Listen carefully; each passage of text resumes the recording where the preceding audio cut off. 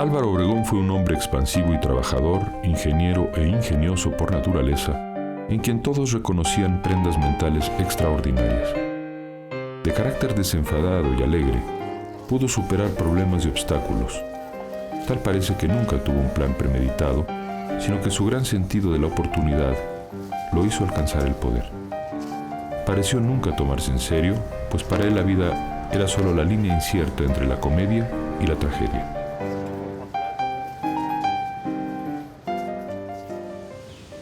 Cuando nació en 1880 en la hacienda de Siquisiba, la familia, en otro tiempo bastante poderosa, se encontraba casi en la quiebra.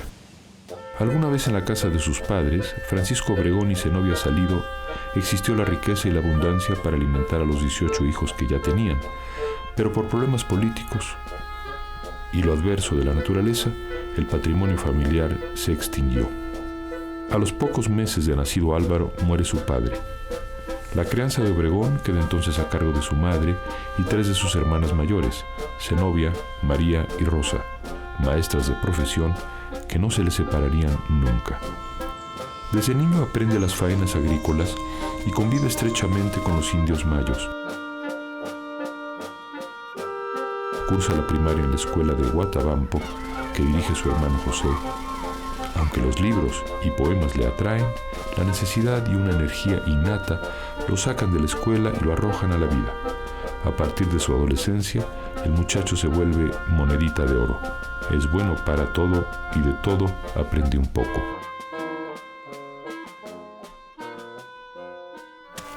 A los 13 años ya trabaja por su cuenta. Cultiva tabaco en pequeño, hace cigarrillos, forma una orquesta con miembros de su familia, de la que es maestro de ceremonias, aprende carpintería y fotografía. Tiempo después, trabajando en el ingenio de sus tíos, descubre su habilidad para la mecánica. En 1906, casado con Refugio Urrea, compra una pequeña finca a la que llama La Quinta Chilla. Ahí procrea 4 hijos. Sin embargo, cuando su futuro económico lucía prometedor, en un lapso de meses mueren 2 de sus hijos y también su mujer.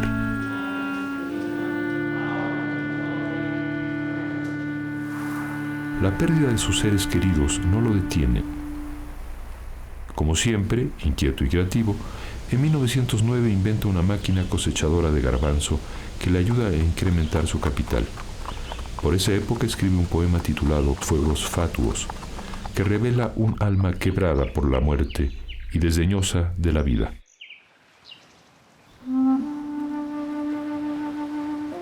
Allí todo es igual, ya en el Calvario es igual el osario. Y aunque distintos sus linajes sean, de hombres, mujeres, viejos y criaturas, en las noches oscuras, los fuegos fatuos juntos se pasean.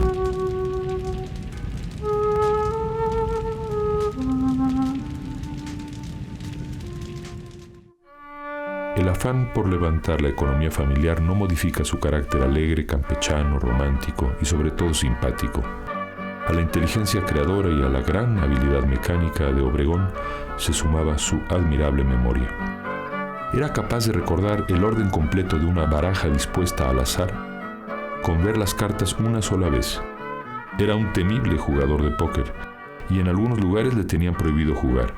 Además, era considerado un adivinador de las mentes ajenas.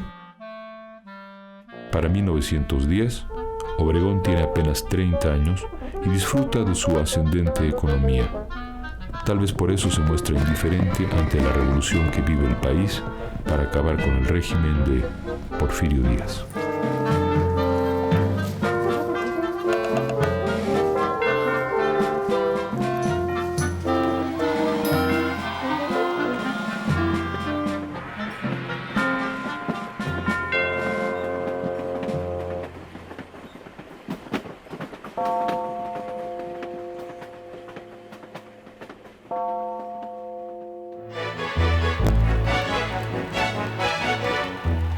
Cuando Madero llega al poder, el país tiene un respiro y las armas dejan lugar a un breve ensayo de ejercicio político para los mexicanos.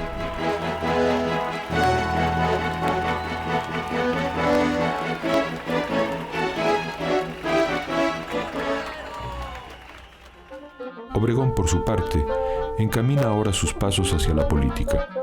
Consigue siempre lo que quiere, pero no es por buena fortuna. Más bien, acostumbrado a la tragedia, ha templado su carácter para lograr lo que desea. Nada le parece difícil. Después de haber perdido las elecciones para una diputación suplente en el Congreso local, decide contender por la presidencia municipal de Huatabampo. Su oponente contaba con el apoyo de la población urbana. Obregón, por su parte, pacta con los indios mayos y con algunos hacendados. Con sus votos y con el apoyo de Adolfo de la Huerta, que para entonces era ya un prominente maderista, logra el triunfo. Comienza entonces la reorganización del municipio, inaugura pequeñas obras de riego, promueve la actividad educativa y fortalece la producción agrícola. Estas medidas son apenas un dibujo del ascenso vertiginoso que presagian todas sus decisiones y actos futuros. Aunque tiempo atrás había declarado que era sencillo transformarse de agricultor en soldado, la verdad es que no había sido tan fácil. Su prosperidad reciente, sus pequeños hijos y una no muy velada simpatía por Porfirio Díaz lo disuadieron de incorporarse a la lucha maderista inicial.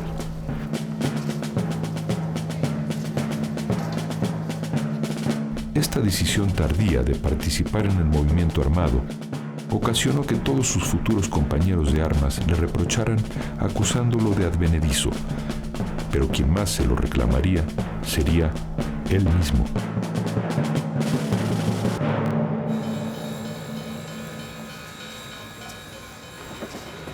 En abril de 1912, con la rebelión orozquista, llegó su oportunidad de ser más maderista que los maderistas y confiesa a su hijo su cobardía pasada. Mi querido hijo, cuando recibas esta carta habré marchado con mi batallón a la voz de la patria que en estos momentos se siente desgarrada. Yo lamento solo que tu cortísima edad no te permita acompañarme. Si me cabe la gloria de morir en esta causa, bendice tu orfandad y con orgullo podrás llamarte hijo de un patriota. En su enfrentamiento con las tropas orozquistas, Obregón encuentra un cauce militar a su ingenio mecánico. Desoyendo a sus superiores que preferían el uso de trincheras colectivas, Obregón idea las loberas individuales, con ventajas de tiempo, costo y seguridad. En la Segunda Guerra Mundial, los ejércitos emplearían ese mismo método.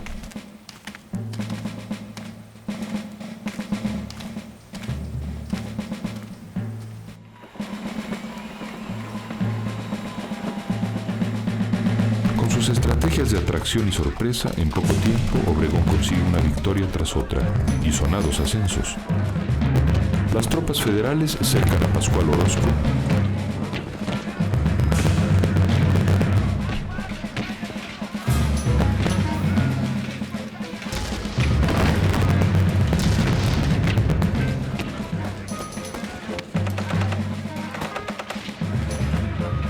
Villa lo combate en Parral y Victoriano Huerta le da el golpe de gracia.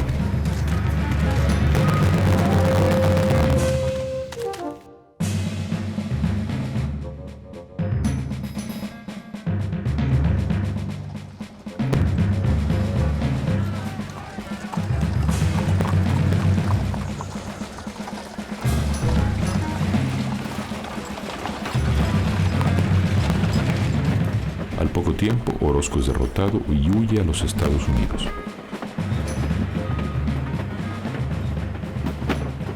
Obregón regresa a Huatabampo y pide su baja del ejército para volver a su vida civil. Otra vez, y como si no hubiera estado en el campo de batalla, las faenas agrícolas parecen absorberlo completamente. Sin embargo, Obregón, que ahora ya es coronel, había probado el fuego fatuo de la guerra, que, al fin de cuentas, a sus ojos, era similar al de la paz. Mientras tanto, la muerte se había convertido en una presencia cotidiana, casi una compañera a la que se enfrentaría muchas veces más.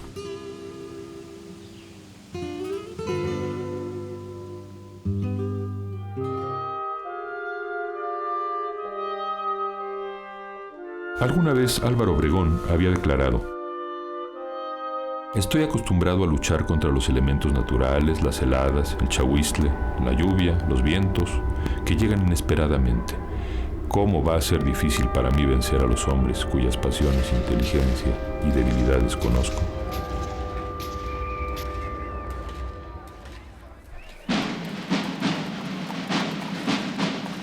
Después del cuartelazo que derriba a Madero, Obregón vuelve a las armas sin chistar. Al tomar la decisión de incorporarse a la lucha con plena conciencia, había dispuesto una suerte de cesión de su vida por adelantado. No jugaba con la muerte, pero la toreaba con indiferencia y con desdén.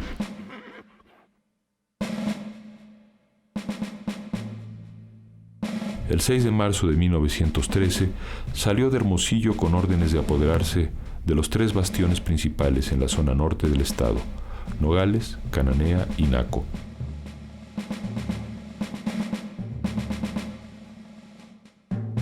Obregón desplegó sus inmensas dotes naturales de estratega para lograr sus objetivos.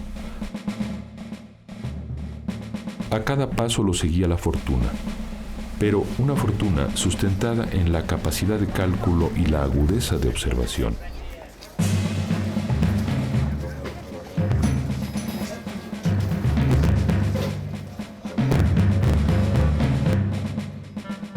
Con facilidad sometió al enemigo y continuó avanzando.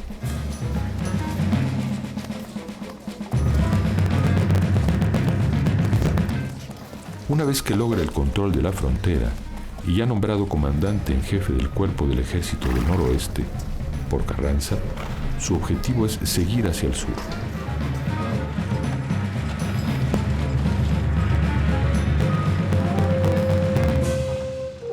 Obregón es un militar que se distingue de Villa en su estrategia de ataque.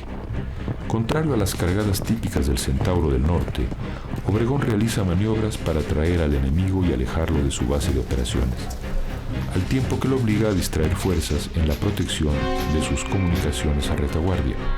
Los hostiliza y desgasta antes de presentarles la batalla final.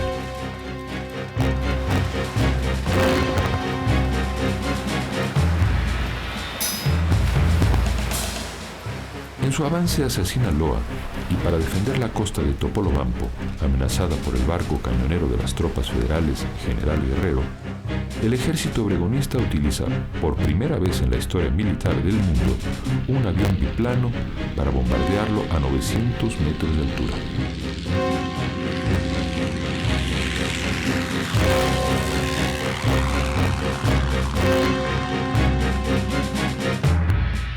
Mientras a Villa sus dorados lo seguían por convicción, por apego a su persona y por su carisma, a Obregón sus hombres lo siguen por motivos contantes y sonantes. Sus tropas, entre las que destacan por su bravura los batallones de indios yaquis, incorporados a sus filas bajo la promesa de que después de la victoria se les restituirían sus tierras, dependen más de un salario que de un botín para su subsistencia. En ese sentido, la Revolución Sonorense es, más nítidamente que las otras, una empresa.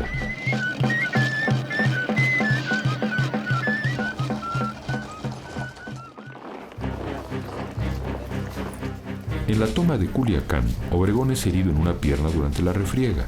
A partir de entonces pasan casi 5 meses de inactividad bélica en su zona, tiempo que Carranza aprovecha para reorganizar política y militarmente la revolución.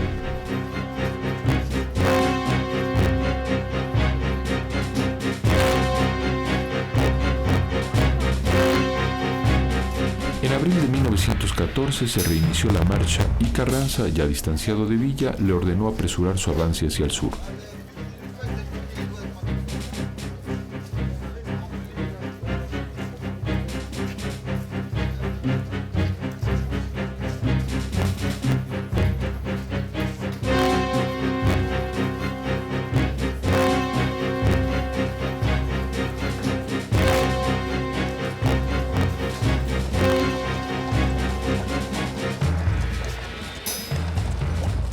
Después de someter Tepic y Guadalajara, Obregón venció finalmente a los federales en Orendain y ya con el águila de general de división concedida por Carranza, continuó rumbo a la capital.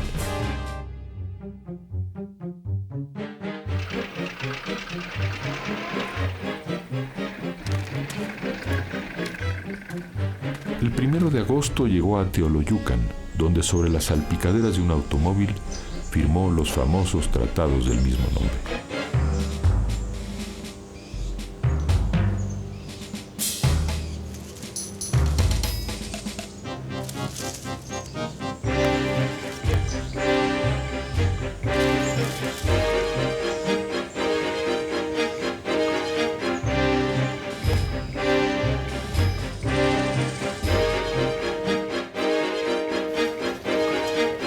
Cinco días más tarde, Obregón entró a la Ciudad de México al mando de 18,000 hombres.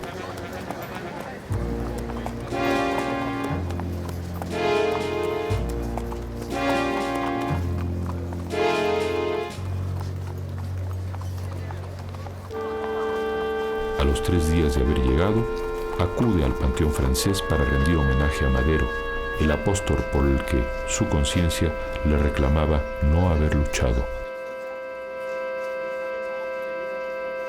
Junto a la tumba, frente a los diputados del bloque renovador que a sus ojos se habían portado cobardemente cuando el sacrificio de Madero, con palabras desafiantes dijo: «Entrego mi pistola a María Arias, el único hombre que hubo en la Ciudad de México cuando el cuartelazo de Huerta». Esas palabras eran una referencia a las declaraciones públicas de María Arias contra el asesinato de Madero. Obregón no venía como mensajero de paz, sino de venganza. Parecía que al castigar la cobardía de la Ciudad de México, castigara su propia duda inicial en 1910 y de ese modo lavara su error. Obregón había venido a castigar a la tristemente célebre Ciudad de México, y en ella, sobre todo al clero, a la clase burguesa y a los extranjeros. Primero impuso al clero un pago de $500,000 destinado a la Junta Revolucionaria de Auxilios al Pueblo. A los ricos les fue peor, los obligó a pagar una contribución sobre todos sus bienes. A los acaparadores los trató aún con mayor dureza. So pena de confiscación, les dio 48 horas para que entregaran el 10% de sus mercancías de primera necesidad: maíz, haba, manteca, velas de cebo y carbón. A los extranjeros, además de exigirles $500,000 en gravámenes, les impuso un tributo moral: barrer las calles.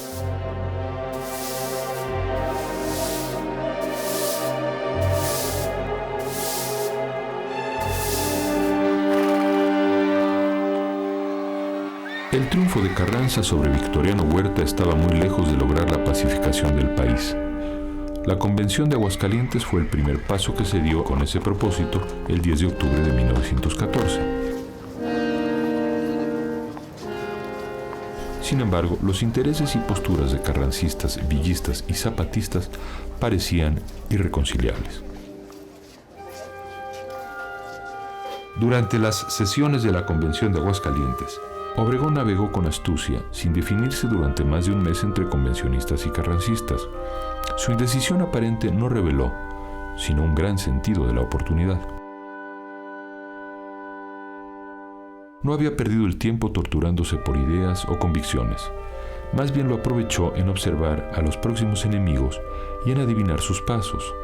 Solo un gran lector de las mentes ajenas y conocedor extraordinario de las pasiones humanas como Obregón pudo prever casi con exactitud la inminente ruptura de las fuerzas convencionistas.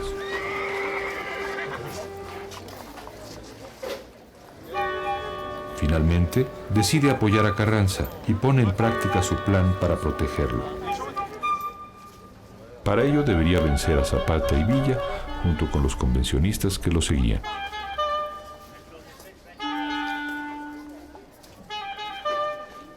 Obregón mostró entonces un increíble ingenio para el reclutamiento militar y político de una nueva agrupación, los obreros.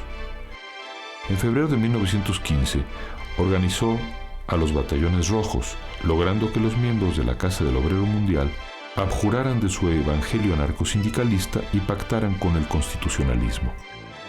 Además de un apoyo militar considerable, este pacto proporcionaba a Carranza el halo de legitimidad de la clase proletaria, que, según la ideología socialista, heredaría el futuro.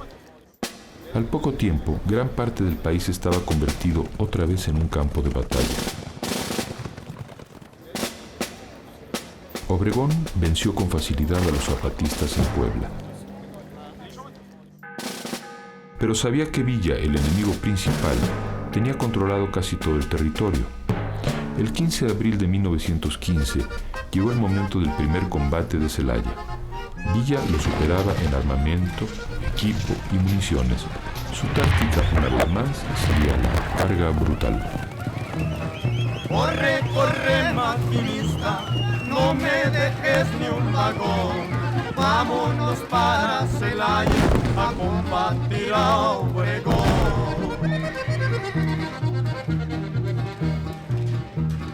Ese tambor que se oía era de los carrancistas que combatían con valor a los valientes villistas. Obregón debía economizar fuerza y pertrechos. Su estrategia, como siempre, será la tracción y la resistencia.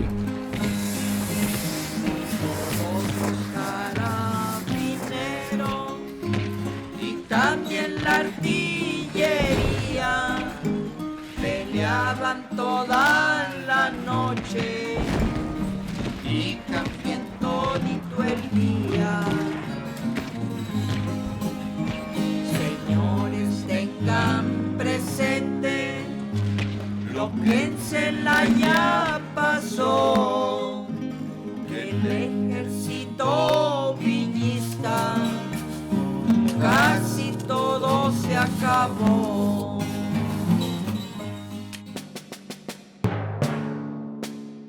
Nuevamente, el general toreaba la muerte. El ejército villista estaba a punto de fallecer.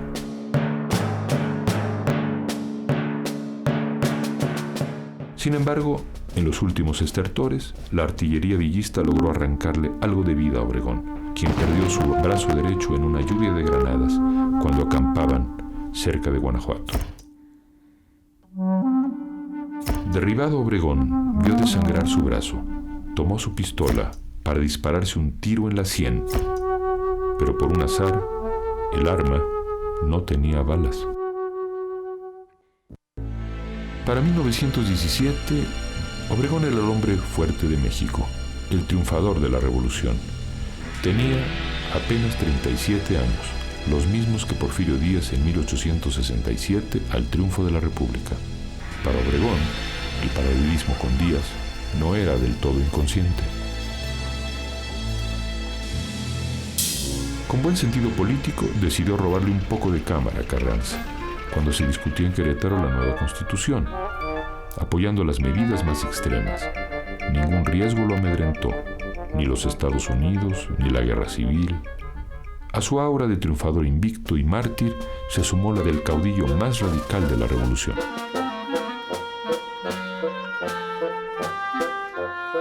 Poco después de la jura de la Constitución, Obregón dimitió de la cartera de guerra y se retiró a la Quinta Chilla, que, por supuesto, ya no lo era tanto.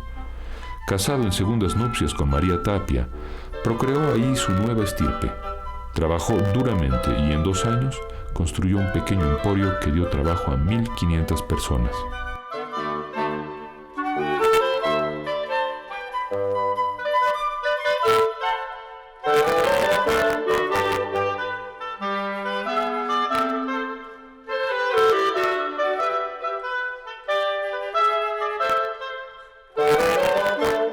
Sin embargo, los desórdenes fisiológicos que debió haber sufrido después de la amputación de su brazo le impelían a comer en exceso. Comenzó a sufrir trastornos reales e imaginarios. Obregón engordó, encaneció, se abotagó. A los 40 años, 5 años después de su mutilación, el general Obregón parecía ya un hombre viejo. No obstante, desde su hacienda, miraba de reojo la silla presidencial.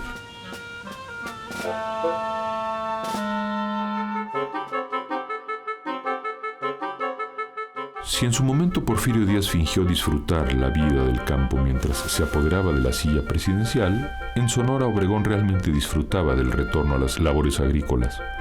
Fue seguramente su época más feliz. Todo el mundo quería estar con el triunfador valiente y atractivo, el conversador ameno, de clarísima inteligencia. Quizá por eso era natural que empezara a mostrar signos de egolatría, pero era, con todo, una egolatría sin patetismo, sin solemnidad.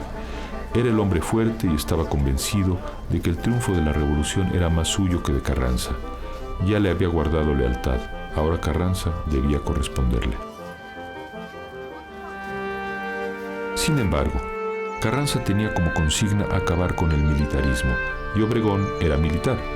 Por eso Carranza nombró como candidato oficial a Ignacio Bonillas, quien se desempeñaba como embajador de México en Washington.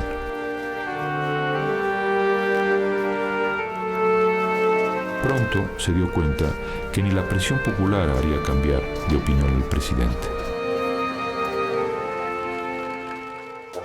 En junio de 1919, Obregón tomó la ofensiva y se autopostuló como candidato. Toda su inteligencia y astucia estratégica estaban concentradas en la campaña. Pactó en secreto con la recién fundada CROM, atrajo diversos grupos y realizó una serie de compromisos y acuerdos para llegar al poder.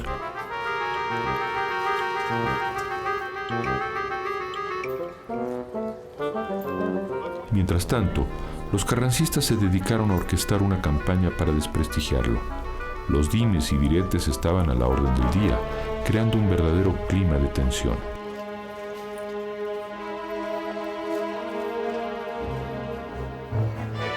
Por su parte, Obregón se había declarado enemigo abierto al régimen de Carranza.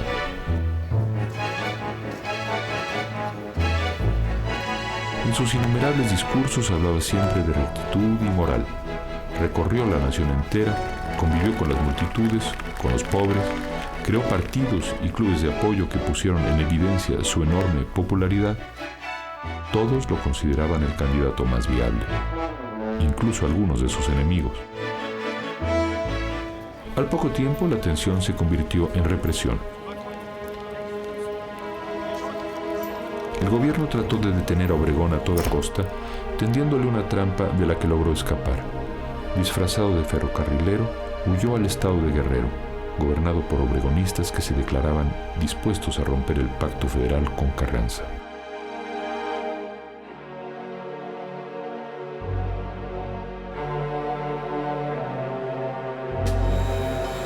Posteriormente, en un manifiesto a la nación, Obregón acusó a Carranza de imponer a un candidato contra la decisión popular y apoyar la campaña con dinero del erario público.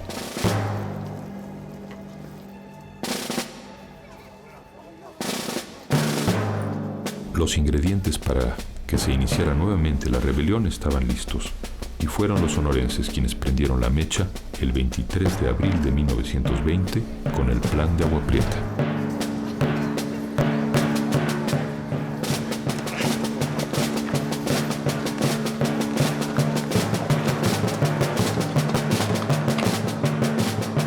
Después de varios días de enfrentamientos, Carranza se vio obligado a abandonar el Distrito Federal y dirigirse a Veracruz.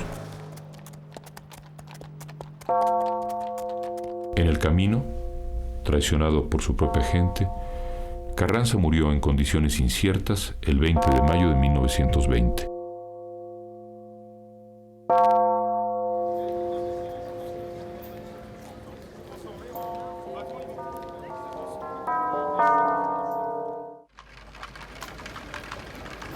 Una semana después, Adolfo de la Huerta asumió la presidencia interina del país.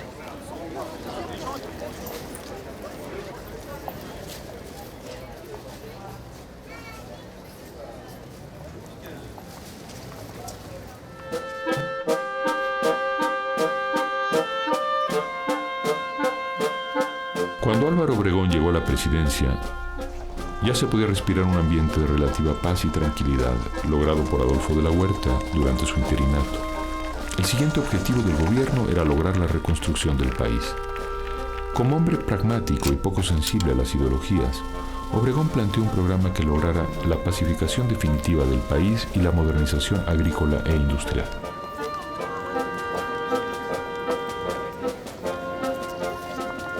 Para la recuperación económica otorgó garantías y confianza a los inversionistas, pero también protegió los derechos de los trabajadores. Se redujo la jornada laboral, se concedió el descanso dominical con goce de sueldo y se respetó el derecho de huelga. El reparto de tierras que realizó fue 5 veces superior al que se hizo durante los regímenes de Carranza y de la Huerta juntos. Obregón impulsó y apoyó la llamada evangelización educativa que realizó José Vasconcelos. Gracias a él, México vivió un renacimiento extraordinario de los valores nacionales y una recuperación del pasado indígena y colonial. El proyecto casi mesiánico de Vasconcelos incluyó la creación de escuelas rurales, técnicas, elementales e indígenas, así como el impulso a las bellas artes. Los pintores como Diego Rivera, David Alfaro Siqueiros, José Clemente Orozco, Fermín Revueltas, entre varios otros, contaron con su apoyo para que en los muros de varios edificios coloniales se plasmara el evangelio social de la Revolución.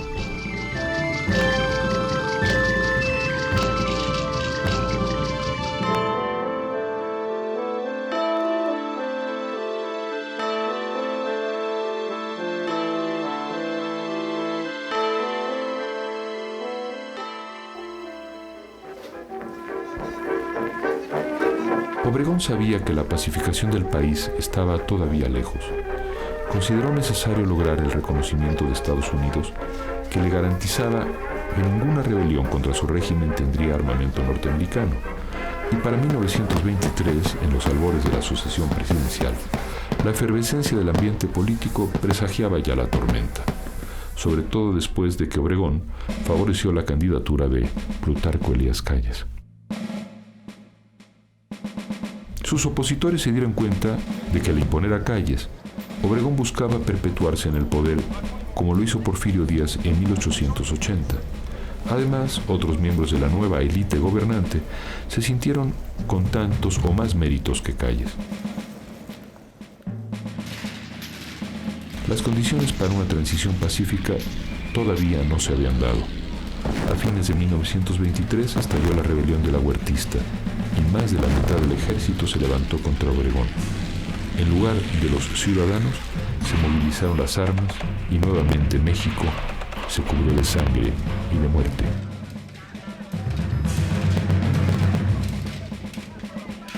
Muchos de los que fueron sus compañeros de armas ahora pelean en su contra.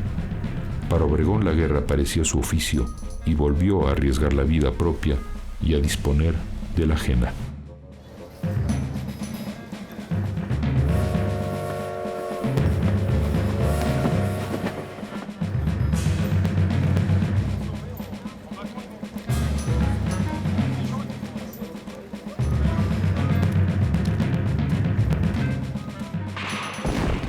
De forma implacable, Obregón venció a sus antiguos compañeros uno por uno. Salvador Alvarado fue asesinado a quemarropa. Manuel Diegues cayó fusilado, pero Fortunato Maicot, su compadre, fue cazado como animal rabioso. La rebelión contra Obregón dejó un saldo de 7,000 muertos.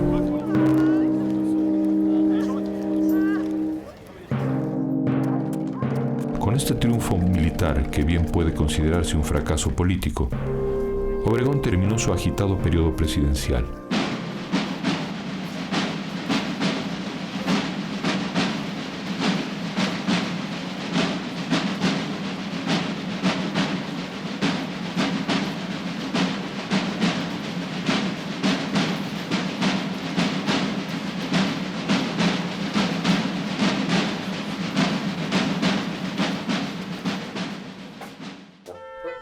De vuelta a su propiedad en el Valle del Yaqui, volvió a las tierras agrícolas con mayor ímpetu.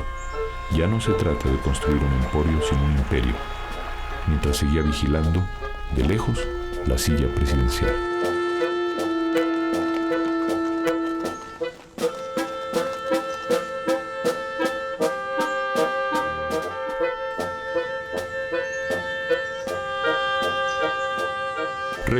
la vida política, Álvaro Obregón concentró toda su capacidad en incrementar su capital y diversificar sus negocios en Sonora.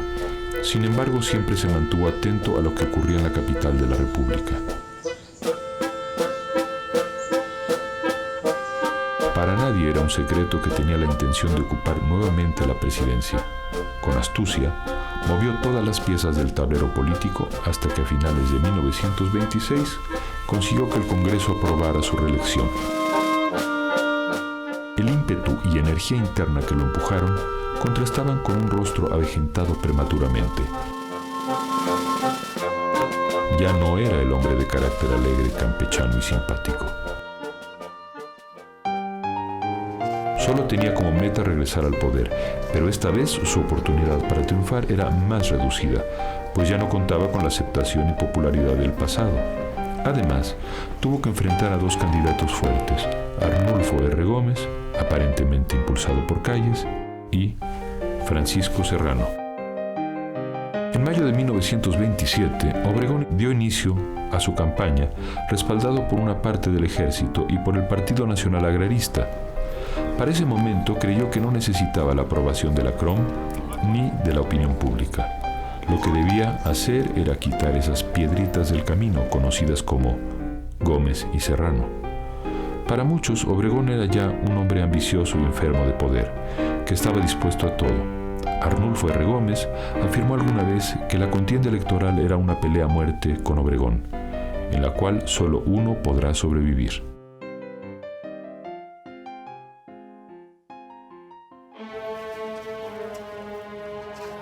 Pero el primero en morir no fue Gómez ni Obregón, sino Francisco Serrano, cuando en Huitzilac, camino a Cuernavaca, fue acribillado a mansalva junto con sus acompañantes.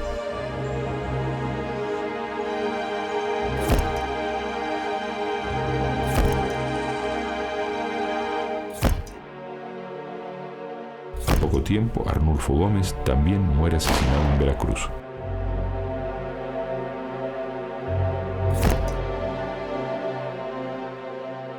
La violencia política de esos años fue, en cierta forma, más cruel que la violencia social de 1910. En el mar de sangre por los asesinatos para lograr el poder, ya muy pocos hablaban de los ideales de la revolución, de los propósitos, metas y hasta sueños que habían desencadenado. La guerra civil que la dinastía sonorense desató parecía no tener fin. Obregón sufrió 2 atentados de los que se salvó milagrosamente. Sin embargo, todavía podía decir: viviré hasta que alguien esté dispuesto a cambiar su vida por la mía. El horizonte vital se cerraba y Obregón lo sabía. Lo esperaba. Hablaba poco, ya no bromeaba ni exhibía su antigua locuacidad. Tenía 48 años de edad y parecía notablemente más viejo.